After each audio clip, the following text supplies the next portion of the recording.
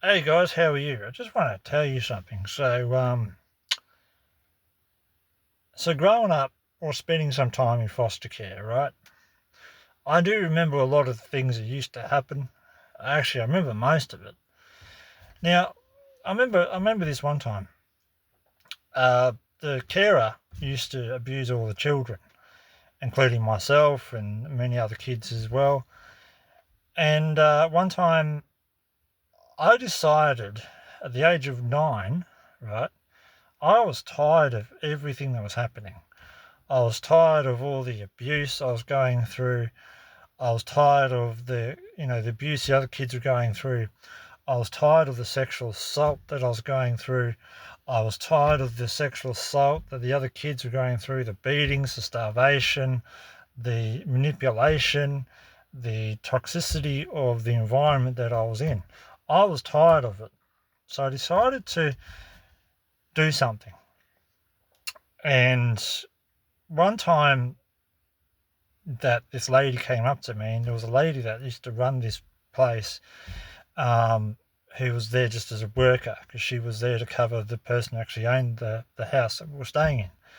And this lady used to have a tourniquet wrapped around her arm because she used to consistently inject something into her arm. They used to make her pass out. Now, I know what it is, but I won't say on here. And she was the abuser. And she used to make the other children sexually assault other children. She made me do it several times. She'd starve us, beat us, manipulate, talk down. Terrible, terrible things used to happen. So one night, I decided I want to stop it. How am I going to stop it? Well, I had an idea. If I injected the whole sharp thing into her arm, whatever's in that sharp thing, if I injected it all, she might not wake up. So that's what I did. She used to ask me to inject it. And I just turned and I said, yeah, I'll do it. I'll do it. What do I do? And she said, just stick this end thing in here and push this thing down and make sure only half goes. Well, I gave her the full dose and she was out for 5 days. Now, that to me was 5 days of utter silence. It was 5 days of utter peace. But there was a repercussion to it, right? We had no food. So we couldn't get fed because she was out cold for 5 days because I gave her a massive dose, obviously, of whatever was in that thing. And she was out cold. And there was no way we could have cooked food for ourselves because she had all the money somewhere and she got rid of all the food that we had. So we had no food to eat. So what we had to do was we used to go down local fish and chip shop and steal fish and chips. We would order it, and then once it was made, we'd run out. And I think the owner of this fish and chip shop actually realised what was happening, so he used to allow us just to take some food anyways and not charge us, thank God. But we couldn't do it all the time. We could only do it when we could, because we were still afraid of this lady waking up from her slumber that I put her in, and she might do something, might get angry. And what she actually did, she found out what I was doing, so she screwed all the fucking windows shut from the outside, so we couldn't get out anyways. And then she put the locks high up, so we couldn't unlock the front door to get out. So we were stuck. So even when she was in her slumber, we had no food. So yeah, that's what I had to go through during my time at that place. Thankfully, I wasn't there for. I was there for quite a while, but it wasn't like 2-3 years. It was only about a year or so I was there, and I was placed into. After that place, I had to go to children's court. Which, oh my God, when I went into the children's court in Melbourne, I thought I was a criminal. As soon as you get in there, you're 9 or 10 years old. As soon as you get in there, they automatically think you're a little crim. I mean, I was treated like a criminal. I thought, what have I done wrong to be here? Far out, this is a horrible place. I didn't like the feeling of it. as soon as where we had to walk through, you walk through a corridor, right? And there's all these rooms on the side. And we had to sit in one of these rooms.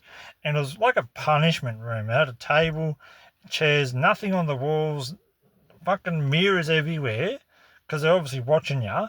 And I was just like, what the hell is this? This is like the worst thing. Like, it's very similar to being the principal's office at your school, and you're sitting there in detention. But this is worse, because there's nothing anywhere in the room. You can't touch anything, right? You can't put your hands even on the table. You had to put your hands on your side, because I tell you that. And my sister and I couldn't even talk. We were in the same room, because she had come back from her boyfriend's place at that time. We were in the same room and we couldn't even talk. We were not even allowed to wink at each other, because we had someone there standing in the room saying, no, you can't even talk, shut up, be quiet. And then a massive TV came in, some judge was on the TV, and he was just like, you're going to go here, you're going to go here, and blah, blah, blah, and we're out of there. And I'm just like, wow, we're in so much trouble here, you know? And then we got sent to my cousin's place, my sister and I, and it was good. It was better, you know, like, it was better than where we were, where I was anyways. It was better for me.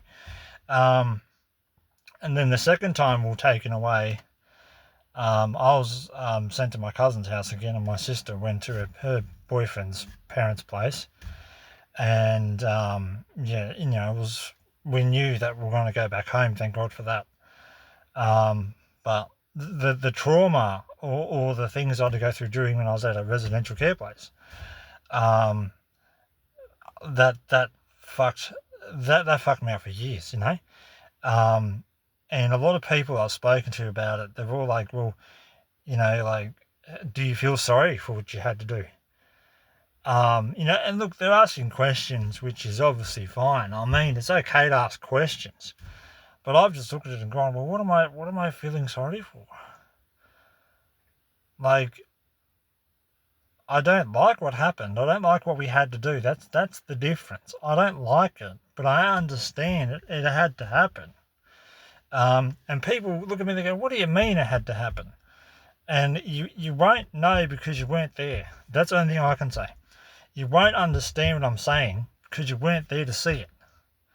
Now, when I say I understand it had to happen, I'm meaning that if I hadn't been told, or if I hadn't abused those children when I was a child myself, an adult would have come in and done it, right? One of these ladies' friends would have come in and done it. No doubt. No doubt she would have arranged that. So I would not want an adult hurting my 9-year-old friend. It was better for her, my 9-year-old friend, that I had to do it. Because if a man had come in and done it, that would have been worse. And that's what I mean. I say I know it had to happen. Because that's what this lady would do.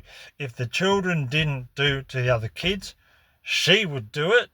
And she was violent, what she used to do to the children, and I saw it so many times. I saw my own friend get raped by a woman, right? And my friend was 9 years old. She was only a little child at the time. And I saw this lady use certain things that adults use on a child. Beating her up, punching her, using these things, red stuff coming out between her legs. I saw all that. And I knew that if I didn't do it, that would happen to her. And as it did. So, just a little bit of a story, guys. But that's the reasons why I am who I am today. I say things bluntly and truthfully, and I say it with a lot of openness, right? I say it with, fuck me, my cat just jumped on the car and scared the shit out of me. Sorry. Fucking cat. Anyways, guys, stay safe, and I'll do another video soon.